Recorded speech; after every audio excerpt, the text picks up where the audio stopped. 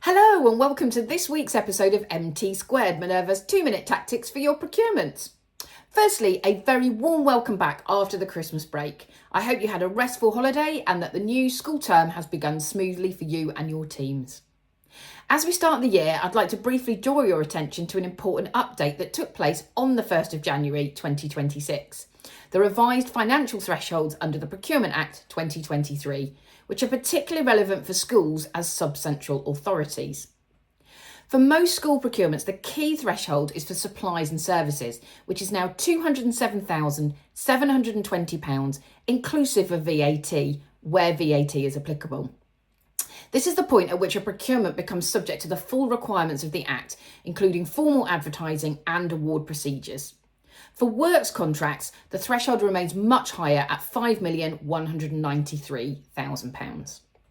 There are also updated thresholds for concessions and light touch contracts, which applies to certain services such as school catering and some pupil-facing services.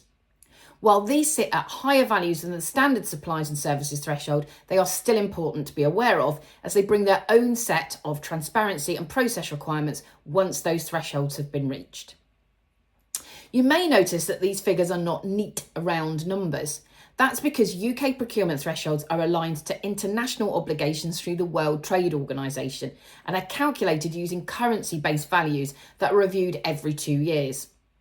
Movements in exchange rates mean the sterling amounts can appear a little unusual and often take a lot of time to remember, but they ensure that the UK remains compliant with its international commitments. It's also worth reinforcing that when estimating the value of a contract to assess whether a threshold is met, VAT must be included where it applies, and the calculation should reflect the total value over the contract term. 2 key important points.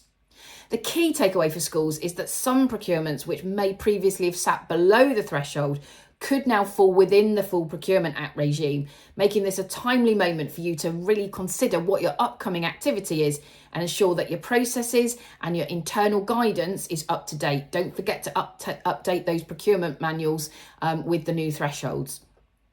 We've popped the new threshold onto the Minerva website, so do head over there if you need a reminder. There are also lots of helpful resources on there, such as blog posts and webinars.